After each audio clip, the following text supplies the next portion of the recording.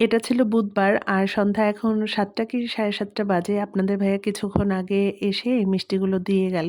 তো মিষ্টিটা এত গরম ছিল হাতই দেয়া যাচ্ছিল না। ফ্যান ছেড়ে রেখেছি ঠান্ডা করার জন্য। সারারাত এভাবেই থাকবে। আগামী দিন ভোরে আমরা ঢাকা রওনা হব। ইফাত বরিশালে মিষ্টি খেতে চেয়েছিল, তাই এখানে ১০০ মিষ্টি নিয়ে আসলো আপনাদের ভাইয়া। আর এরপরে এটা ছিল ভোরবেলা আমরা এখন রওনা হব। তো আমাদের গাড়ি এসে পড়েছে বাসার সামনেই। গাড়িতে সবাই বসা আছে। আমি এখন বের হলাম। আর বড় ছেলে তো ওর দাদা-দাদুর সাথে গিয়েছে। আমরা এখানে গাড়িতে আছি আমার দেবর, তারপরে যা ওদের বাচ্চা, আমার ২ চাচা শ্বশুর, তারপরে হচ্ছে আপনাদের ভাইয়া, আমি, সারা আর হচ্ছে আমাদের সঙ্গে ২ জন বাবুর্চিও আছে যারা লাকিপার বাসায় আগামী দিন রান্না করবে। তো সবকিছুর আয়োজন করছে আমার শ্বশুর। আর এরপরে এখানে আমরা এক জায়গায় গাড়িটা থেমেছিল আমাদের। তো এখানে আমরা সকালের নাস্তা করেছিলাম। অনেক দূরের পথে গাড়ির জার্নি আমি তেমন একটা করতে পারি না। আমার খুব কষ্ট হয়, খারাপ লাগে। আমি লঞ্চের জার্নিতেই বেশি অভ্যস্ত। আমার কাছে লঞ্চ জার্নিটা বেশি ভালো লাগে। তবে আলহামদুলিল্লাহ আজকে আমার কোনো সমস্যা হয়নি। কিন্তু আমার ছোট ছেলে আর আফিফার খারাপ লেগেছিল।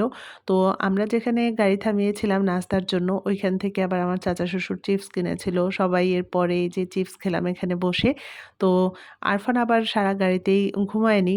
ও সবার কোলে, কোলেই ছিল। ও তেমন একটা কান্নাকাটি করেনি। সারা গাড়িতে চুপচাপই ছিল। আর ও থাকার কারণে আমাদের গাড়ির জার্নিটা আরো ভালো লেগেছিল। একঘেয়েমি ছিল না। ওকে নিয়ে সবাই দুষ্টুমি করছিল। সবার সময়টা ভালো কেটেছে। এটা কি? কি এটা? এটা কি?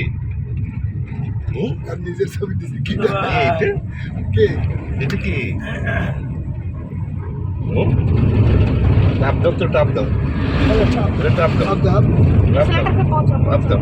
টাপ। টাপ। বলো।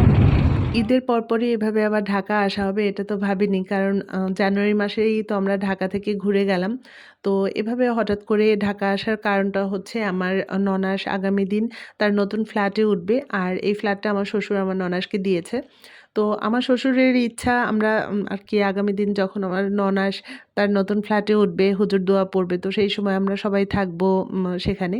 তো যার কারণে এই যে আমরা এখন ঢাকা যাচ্ছি। আর এই যে ঢাকা যাওয়া আমাদের যাওয়া থেকে অনুষ্ঠানের যা কিছু আয়োজন সবকিছু আমার শ্বশুর নিজ হাতে করছে।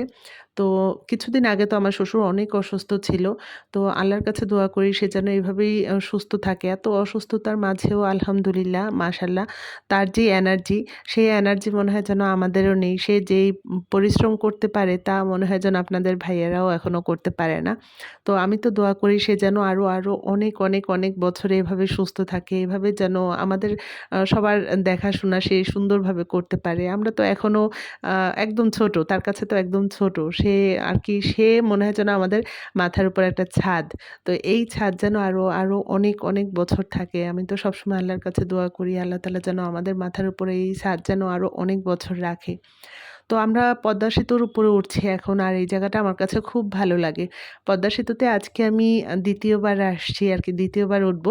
তো ১ম যখন পদ্মা সেতুটা যেদিন উদ্বোধন হয়েছে, সেদিন আমার শ্বশুর আমাদেরকে নিয়ে এসেছিল। তখন আপনাদের ভাইয়া আসেনি।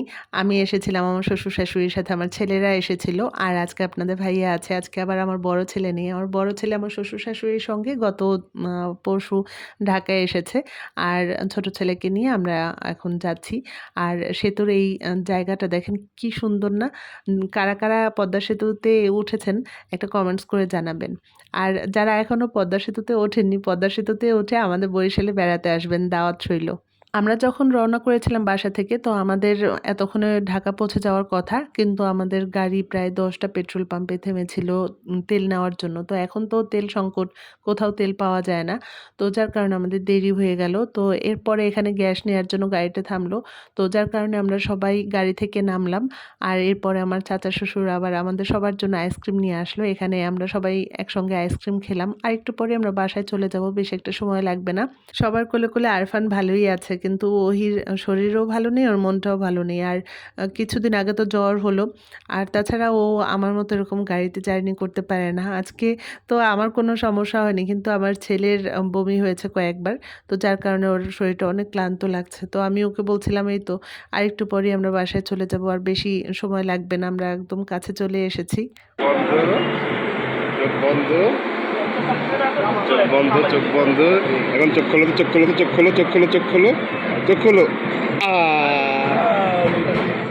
ঢাকা যাওয়ার পথে গাড়িতে এতটুকুই ভিডিও করেছিলাম। আবার বাসায় যখন গিয়েছিলাম একটু ভিডিও ধরে রেখেছিলাম। সেগুলো আপনাদের সঙ্গে শেয়ার করব অন্য কোনো ভ্লগে। আজকে তাহলে এখানেই রাখছি। খোদা হাফেজ।